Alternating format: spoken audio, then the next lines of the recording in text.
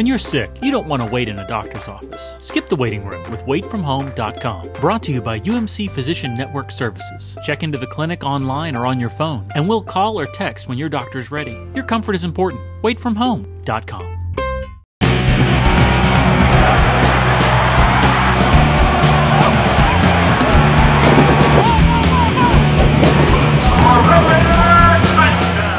Welcome in, everybody, once again to the UMC Health System Avalanche-Journal pregame show. I'm Nick Kosmider alongside Don Williams.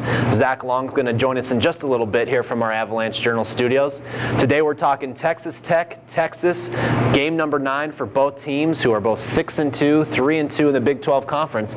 So Don, you stack in where those records are, the possibility of a 10-win season for both teams still in play, outside chances of a BCS conference game perhaps for either team, and you throw in some bragging rights, and we got ourselves, as you would call it, a dandy this week. That's right. A whole bunch is on the line. You know, Texas Tech and Texas are tied for 4th in the conference, both with 6-2 records and 3-2 in the Big 12. And so this is a big game for bowl positioning. And there's also a big opportunity for the winner of this game, because you look, and the teams that are directly in front of the Red Raiders and the Longhorns, Oklahoma and Oklahoma State, both of those teams have very difficult games on Saturday. Oklahoma has to go to Iowa State. Pardon me, that's not a gimme for the Sooners. And then Oklahoma State has the real tough game against Kansas State. You don't expect them to win that one. And so it's very conceivable that if Texas Tech can knock off Texas, Tech could be alone in 2nd place on Saturday night, or possibly alone in 3rd place come Saturday night. And so it's a big game to start off November. The Red Raiders are very aware of that, and they talked about this game being important for more than one reason this week. You know, I'm from Texas, and I think it's a good thing that we have this Lone Star Pride, Under Armour thing going on, just because I think sometimes people forget that there's other schools in Texas besides the University of Texas. So I think it'll be a huge game for us. I know the guys are excited, just as I am, and like you said, it's a rival game, and it's something that I think that anytime you come to Texas Tech, that's one you circle. No matter how good you're doing that season or how bad you're doing that season, that's something you're excited for regardless. It's pretty special for me. I'm from Austin. That's huge for me. We haven't beat them since I've been here, so I take this a little personal. You know what I mean? So we just have to go out there and continue to play. I mean, I'm going to continue to do my job as a senior leader and as a player on this team to make sure that I'm assignment sound, that I'm keeping us motivated, and being inspirational in every way that I can. And this will be 2 in a row that we've had to face good running football teams. Last year it was a debacle. I mean, we never slowed them down, never made them punt, and I'm sure that they're going to test us out pretty good to see if we can stop them. And so we'll see if we're up to the challenge. We're a better defense than we were. Are we good enough to get that done? We'll just have to wait and see.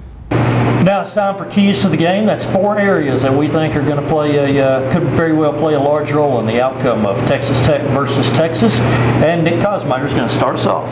Yeah, I think the number one thing that I sort of picked out to start is, starting fast.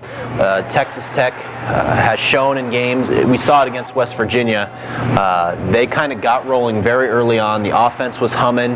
They forced a couple 3-and-outs for West Virginia, stopped them on a 4th down early, and that momentum sort of just carried it over. And I think this game, that's going to be even more important given that Texas seems like a team that is struggling with its confidence right now. It's obviously coming off a narrow victory at Kansas, a team it hadn't lost to since, I believe, pre-World War II era. So this is a team right now that's a little bit shaken, and if you can kind of get them on their heels and get that Lubbock sold-out crowd really rolling in a rivalry game, I think that can be a big key for the Red Raiders. Longhorns also a young team in spots, particularly on offense. One of those spots is quarterback. A big subject of conversation in Austin early this week was who would start at quarterback for Texas, because David Ash struggled in that game against Kansas last Saturday and was pulled from that game after he threw a couple of interceptions. Case McCoy came in late and actually led the touchdown drive that got Texas past Kansas 21-17.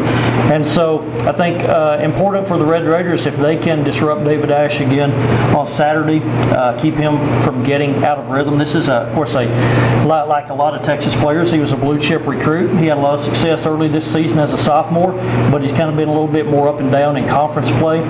He is the 8th rated passer of your 10 starting quarterbacks in the Big 12.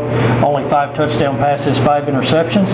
And so if guys like Kerry Hyder and Dartwan Bush can get some penetration and possibly make him make some mistakes, throw some INTs, then you put some doubt not only into the mind of David Ash, but maybe into Texas coaches. When do you call on Case McCoy if you have to do it? Sure. For the second week in a row. Another key, I think, for the Red Raiders is the kickoff return game. Against Kansas State, the Red Raiders really struggled with Sadell Foster returning the ball to really get themselves good field position. I believe they didn't get past the 29-yard line on any return, and so they got to find a way, I think, in that return game to sort of change field position, get a couple big returns, make things a little bit easier on your offense, which to this point isn't something that they'll be able to do. So I'm looking to see if maybe they can get a big return. On the flip side, DJ Monroe, an ultra-fast, speedy returner for the Longhorns, has already returned a kickoff for a touchdown. So once again, Texas Tech is facing a team with a returner that is very dangerous, and so again, they'll continue to experiment between some mid-level squib kicks or maybe some sky kicks as they try to figure out a way to best keep their opponents from kind of darting in. So we'll keep a close eye on the return game. Assuming the Red Raiders can keep DJ Monroe bottled up and get the Longhorns started at, say, the 20-25 yard line, then another key will be throughout the game. It's going to be, I think, Tech's ability on defense to not to limit what the Longhorns are able to do on first down. I believe that Texas is going to come in to Lubbock and win as a touchdown underdog. They're going to do it the way they did it last year, and that's by running the football. They have Joe Bergeron, who has 450 yards rushing so far this year and 15 touchdowns already. And then Jonathan Gray, everyone around here knows his story, the son of former Tech All-American James Gray. He is starting this weekend. He's coming off a 111-yard rushing performance against Kansas, and Texas ran the ball down the Red Raiders' throat last year. Tech has to stay out of 2nd and 4, 2nd and 3 type situations in this game. So effectiveness on first down, another big key.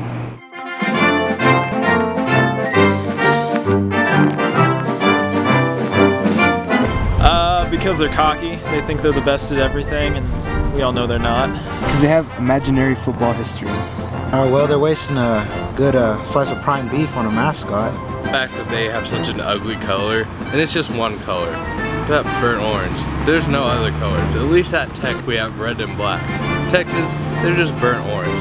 That's almost the color of poop. I know why I hate Texas. 1, because it's not Texas Tech, and 2, because it's Austin. No, it can't get any better than Lubbock, Texas. Mainly their attitudes. They kind of think they're the best in all of Texas. They have a horrible color scheme.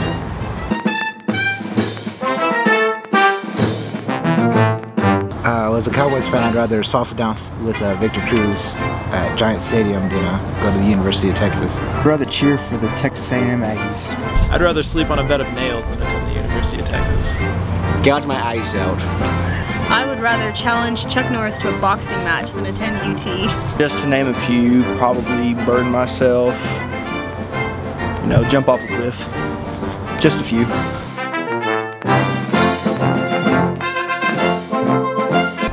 (42-6), Texas Tech. It's going to be a beat down, 66-6. I think Texas is going to get wrecked, like really bad. I think we're just going to, it's not an upset because we're 5-point overdogs, but we're going to beat them by like 20, 30 points. It's going to be over in the second half for sure. I think it's going to be Tech 35, UT 21. I'll say Tech 42, Texas 17. I think Tech's going to pull out the win, 54-14. Welcome back, everyone. Now it's time to get into the Big 12 Conference and look at some games and make a few predictions. And we're going to start first with a game that, as Nick coined earlier, maybe the Desperation Bowl. How about Kansas at Baylor? 2 winless teams in desperate search of a win. Baylor is giving up 29 first downs per game, almost 3 more than any other team in the conference. But I think against Kansas, that defense is finally going to find a way to make some plays, even though the Jayhawks are playing better. I like the Bears. Yeah, I think Baylor finally gets back on track and gets a much-needed win against Charlie Weiss in the Kansas Jayhawks. Don? I think before the season's over, Kansas and Charlie Weiss will actually break through and surprise somebody. James Sims is the second leading rusher in the Big 12 in terms of conference games, and Kansas has actually been playing some pretty good defense. So I think a win is coming for them. They nearly got it last week against Texas, but with all that as a lead up, I'm still picking Baylor. There you go. I'm going to come right back to you with a something's got to give game. How about TCU at West Virginia? West Virginia was one of the toasts of college football there for the first 5 weeks before they come to Lubbock and get blown out, and then get blown out at home by Kansas State. The good thing for the Mountaineers is they have had a week off to recover and I think kind of recollect themselves. So I look for West Virginia to bounce back big and kind of reassert who they think they are and knock off TCU. Yeah, I think TCU is going to thoroughly enjoy like the 5 feet of snow that fell in West Virginia this weekend. I think the Mountaineers are going to win at home. Nick? Yeah, I think TCU is starting to see the rigors of the Big 12 week in and week out. They're banged up. Gary Patterson says they're tired, and then you got to go all the way to West Virginia on a team like Don said that had a week off to get things going again. I like West Virginia in that game. All right, Nick, right back to you. Oklahoma coming off a loss to Notre Dame at Iowa State, who lost Jake Knott for the year. Well, the real question is how do the Sooners stop the prolific arm of Steele Jantz, who threw 5 touchdown passes, back from much to Don's dismay against Baylor. But I think that Oklahoma team is going to be upset, angry, ready to go. And that's a tough environment, as we know, in Ames, but I like the Sooners to take care of business. Yeah, I'm with you, Nick. I like Oklahoma to rebound a little bit from that Notre Dame loss, and they beat Iowa State. Don Williams. Sooners, I'm sure, have been listening all week to questions about how in the world they lost at home again and to Notre Dame in a big intersectional battle. So it'll probably be the relief for the Sooners players to get on a plane and go a few states away and then play a football game on Saturday. So I think they'll bounce back and knock off Iowa State. All right, we'll go to their in-state foe, Oklahoma State at Kansas State. They get to experience Manhattan, Don. Boy, this is going to be a dandy with Oklahoma State and Kansas State, two of the best teams in the Big 12 Conference so far. Kansas State, of course, has really proven itself, I think, over the last 2 or 3 weeks. Well, it strikes me that Oklahoma State, after they lost that game early to Arizona, it seems like they were kind of off the radar, and then they've just kind of quietly played well since then. But going into Manhattan and winning is another story, as Texas Tech found out last Saturday. And I got the Wildcats prevailing at home again. Yeah, after seeing Kansas State in person, I'm in no mood to doubt them at this point. They beat Oklahoma State. Nick? Yeah, I'm in the same camp. Obviously the Cowboys like the way that Wes Lunt bounced back in his first start after missing more than a month with a knee injury. But playing TCU at home in Stillwater is much different than going on the road in Manhattan, having to face that Wildcats defense. A tough task for a freshman. I think the Kansas State defense gets to him a few times and comes away with a win to stay perfect. So there you have our Big 12 predictions. We'll be right back after this commercial break, and we'll take a look at Texas Tech and Texas here on the UMC Health System Avalanche-Journal pregame show. When you're sick, you don't want to wait in a doctor's office. Skip the waiting room with waitfromhome.com. Brought to you by UMC Physician Network Services. Check into the clinic online or on your phone, and we'll call or text when your doctor's ready. Your comfort is important. Waitfromhome.com. Welcome back, everyone. Now it's time to get down to business and take a look and predict Texas Tech versus Texas. I'm going to start with Don Williams. How do you see this football game?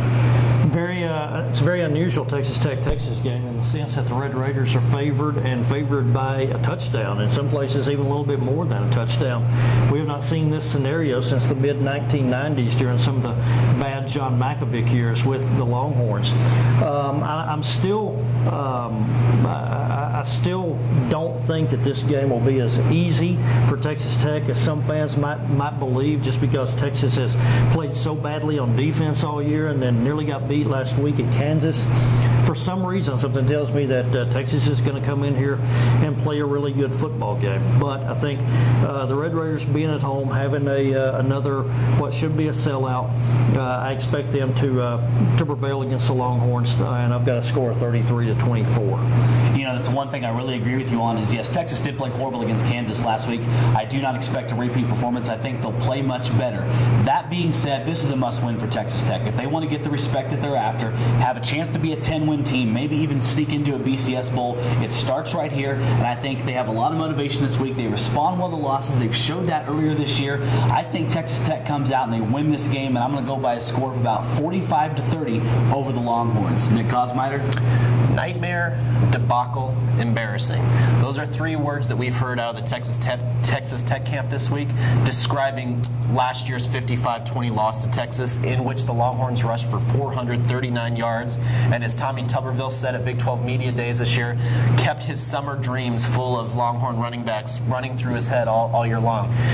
I think that, coupled with the fact that you have seniors on this team who have never beaten Texas, I think the necessary motivation for a team that has had a lot of emotional highs and lows here in the last month or so is going to still be there, and I think that's kind of going to be the key factor. If Texas Tech can start out strong, get that sold-out crowd rolling in its direction, and get some pressure on David Ash, I think that's going to be the key. I like the Red Raiders 34-24. So we are a consensus for once all across the board. We all have Texas Tech, but it doesn't matter what we say. It matters what happens on the field. 2:30 Saturday at Jones AT&T Stadium. Texas Tech versus Texas. Full coverage. You know where you're going. Keep it locked into LubbockOnline.com, RedRaiders.com for full coverage of Texas Tech and Texas. For Don Williams and Nick Kosmider, I'm Zach Long. This has been the UMC Health System Avalanche-Journal pregame show. We'll see you next time.